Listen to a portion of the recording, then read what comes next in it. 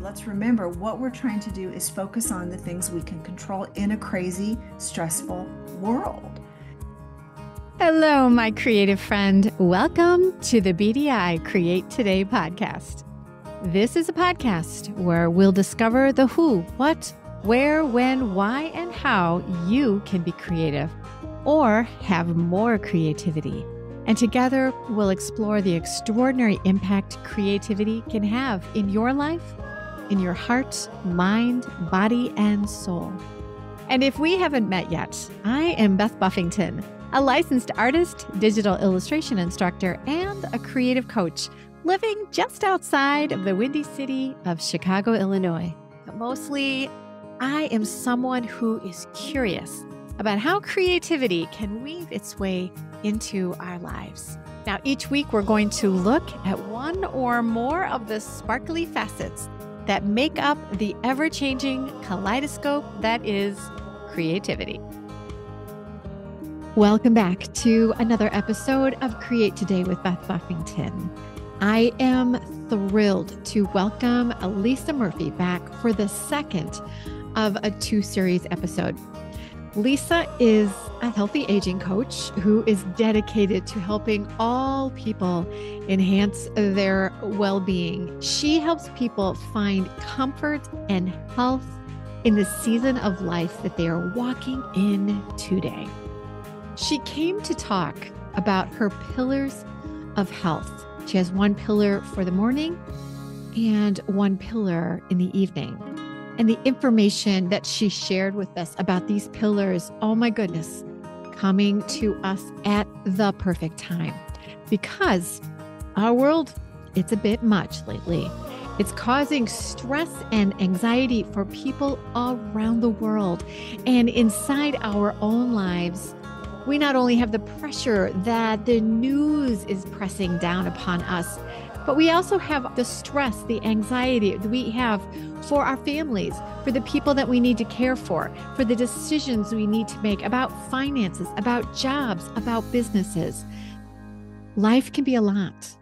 And if we let our worries and anxiety about the things happening in our life take focus away from what is really important in our lives, well, it keeps us from being the people that we need to be for the people who need us most. Last week, Lisa shared with us her morning pillar of health, and she gave us incredible tips for a balanced and healthy morning routine that will help us escape the downward spiral that we can face if we let our phones and email and the breaking news become our first focus of the day. So this week, we explore how establishing an equally important evening ritual will set us up for a better tomorrow. And at the end of the last episode, I mentioned that I was going to add some of Lisa's morning pillar advice to my life. So before we start our conversation on evening rituals, let me share a quick minute about how I added some of Lisa's wisdom to my morning. So it's only been a week, but I followed Lisa's advice and I added a few things to my morning. First, I decided I wanted to change my caffeine first focus. So I started making lemon water in the morning. I also added a quick dribble of honey. I definitely needed a little something sweet to settle down the tart of the lemon and the zing of the ginger. To make the transition from coffee first to lemon water first, I made both coffee and lemon water at the beginning of the week, and they would sit side by side at the table, and I would sip on them both. It only took me a couple of days to look forward to having this new drink. And then I realized I started drinking more lemon water in the morning than my coffee. And as of this morning, my coffee went cold and was barely touched. And I was really downing that lemon water. So I think I'm about ready to wait to have my coffee after my lemon water is finished. I've also concentrated on not having the news on in the morning. Instead, I'm listening to birdsong, as she suggested, and I've added a couple of new podcasts that are about meditation. Last week, we talked about giving ourselves stickers every time we did something that was new. So this week, I started keeping track of all these new pieces of goodness in my journal. And instead of a sticker, I did a hand drawn kind of doodle sticker to say, check, you had lemon water. Check, you didn't listen to the news. Check, you enjoyed birdsong or you listened to a guided meditation.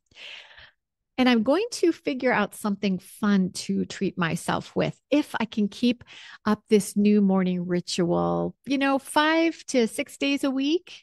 I think that will be a success. Now, if you have an idea of something special you might do to celebrate the goodness you've added to your morning, I'd love to hear your idea. Please share with me.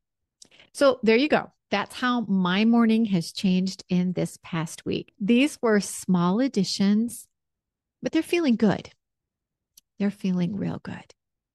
So let's turn our attention now to our evenings. Please, my friend, welcome back, Lisa Murphy, and listen in as Lisa and I chat about the importance of having an evening pillar of health. So, going on to the evening, Yes, let's talk evening.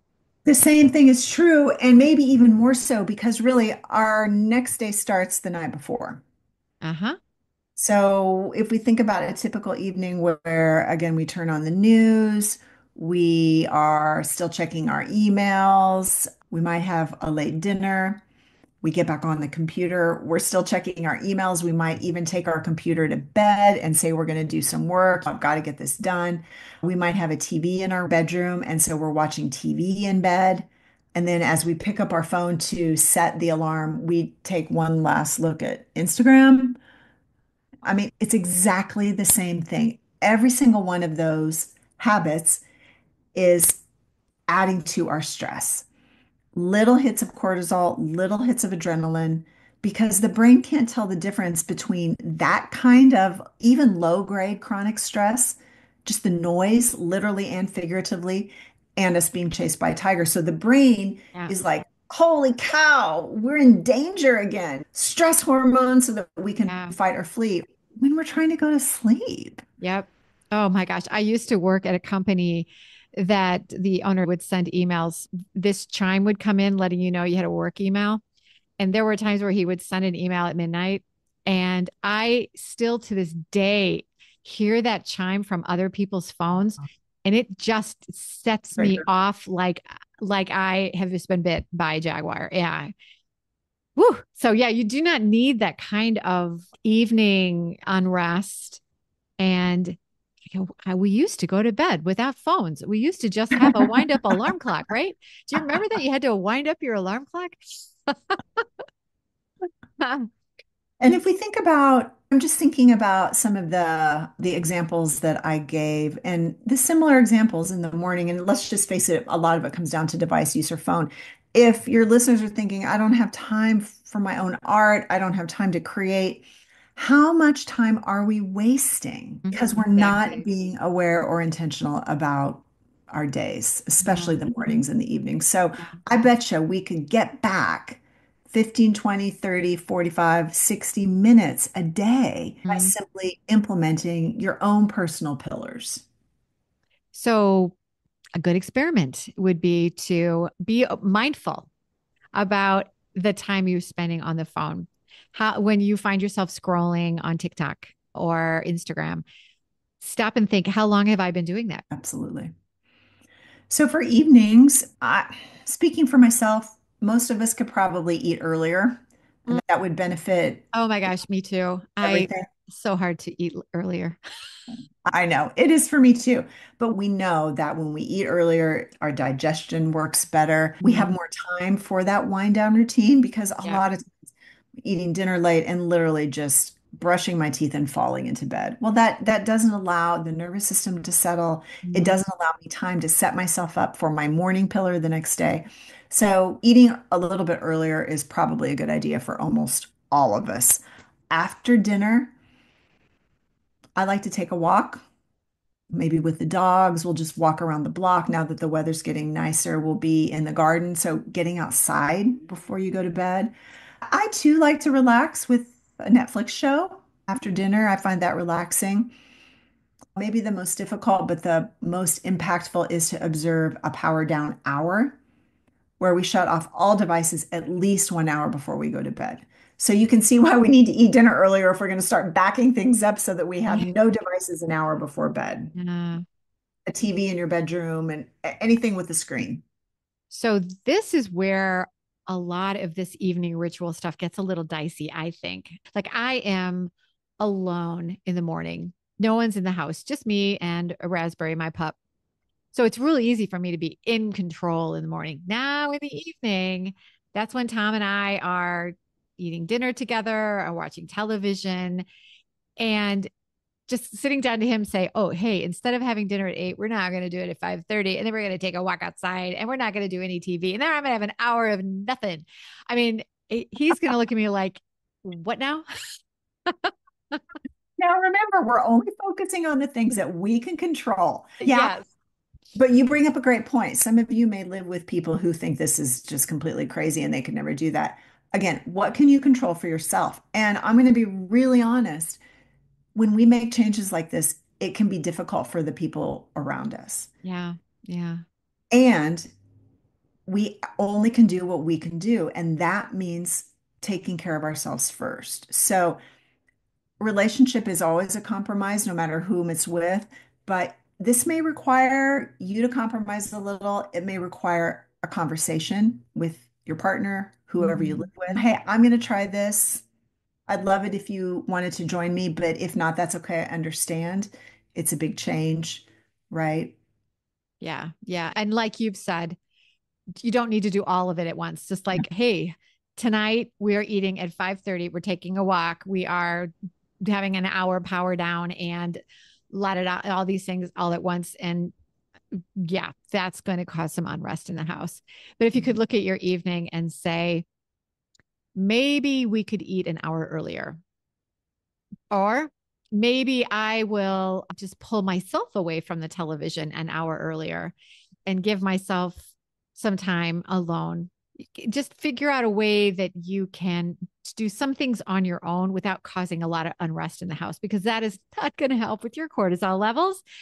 If in trying to calm down, you mess up the routines and the just the general good humor in a home. 100%. You don't want to change directions in the middle of a stream on people because that does create more stress. Yeah, Mm, you gave some great examples. Another thing is like, I'm going to take a walk around the block. Would you like to join me? yes. No pressure. Like, you don't have to, everybody doesn't have to join us on this journey. Yeah. Or I think I'm going to go finish that painting I've been working on. I'll be in my studio. Right. If it's the TV in the bedroom, which I hear a lot, if that's the problem, if you've got a TV in your bedroom, you probably have at least one other TV. So that might be a conversation with your partner. Hey, you know what? I'm going to spend this last hour before I go to sleep reading in quiet. Or maybe you start with 10 minutes. If you've been watching TV right up till you go to bed, maybe you start with 10 minutes.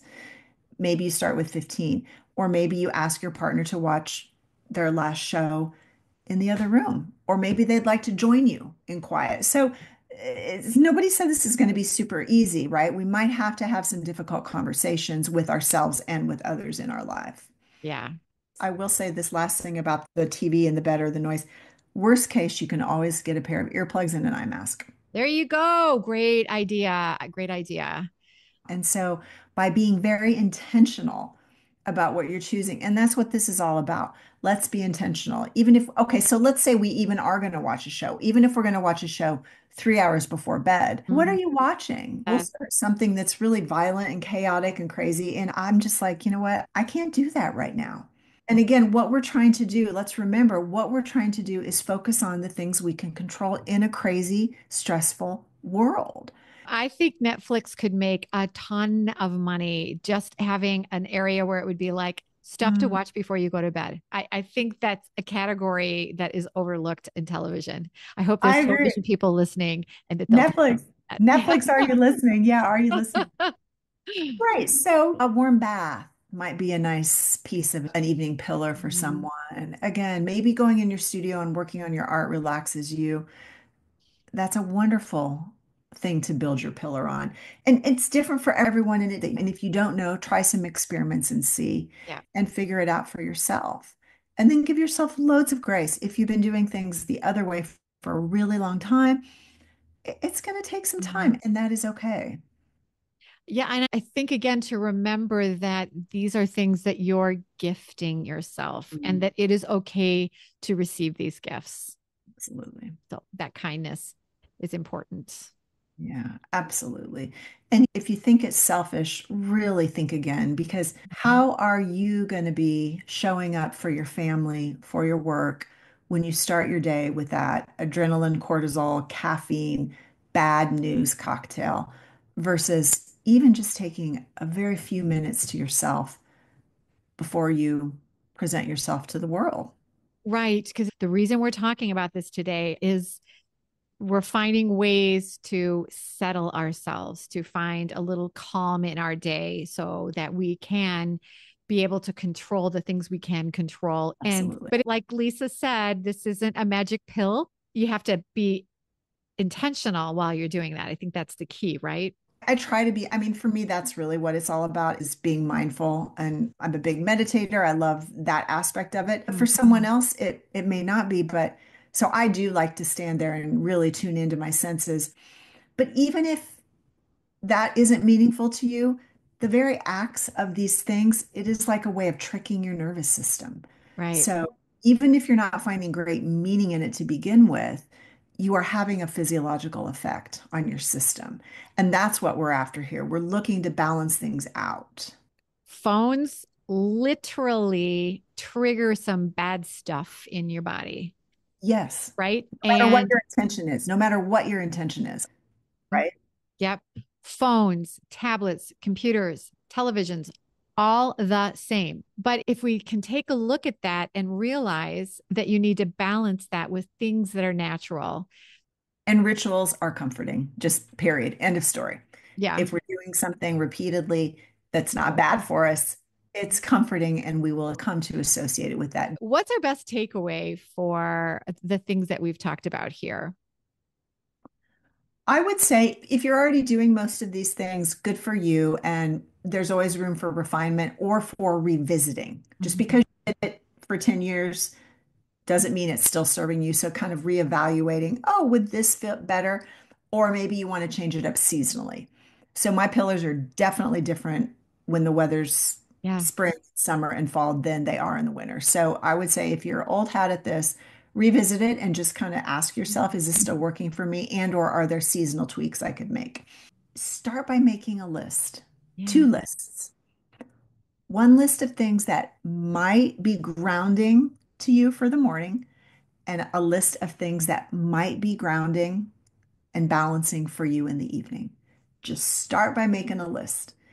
And you can make an art project out of it. You could stick it on a sticky note on your computer or on your desk and just kind of sit with it for a few days. I love that idea. I also think that write down the elephants in the room. What are the things that you're doing right now that are probably not Yeah, beneficial for you? I love that. What's causing me the most pain right now? Yeah. Costing me the most? What's causing me the most pain? What's keeping me from creating? What are those things? Yeah. Yeah. Yeah, call out the elephant in the room. That's great, Yeah. Beth. I love that. Lisa and I are going to be doing some retreats that are going to combine the health and wellness that Lisa knows so well with the daily creative passions that I know bring you into a happier mindset in heart, mind, body, and soul. Beth, I'm so glad you brought it up because when you come to our retreat, you will get a chance to practice and experience these rituals, these morning pillars and these evening pillars, because they will undoubtedly be built in. You'll be able to practice them in a really low risk environment because your family, your kids, your husbands, your partners won't be with you. Yes, You're going to yes, get to see how amazing they feel and how creative you are when you observe them. So, yeah. yeah, I think it's just a perfect chance to practice your pillars. So if you're listening out there right now and you're thinking, ooh, yes, please. We do want to hear from you. And feel free to reach out to us and ask us some questions, some things you might like to see in the retreat. we're really interested in just absorbing a lot of goodness. So let us know your thoughts. We'd love to hear from you. It'd be fun. Yeah, absolutely. So, Lisa, thank you so much for coming and chit chatting today about evening rituals and the pillars that we can set up, pillars of strength that will just help fortify us as we travel from morning pillar to evening pillar, and how we prepare for that next day. What a gift. What a gift that you've given us that now we can turn around and give back to ourselves. Find time to be kind to yourself today. Think about what you're going to do this evening to set up yourself for a good day in the morning. What does that look like? And how could you make a little change in what you're doing? And whatever you do, my friends, I know that you will stay creative. Thanks a lot for coming, Lisa. We'll talk to you again soon. Bye-bye. Thanks, Beth. Bye.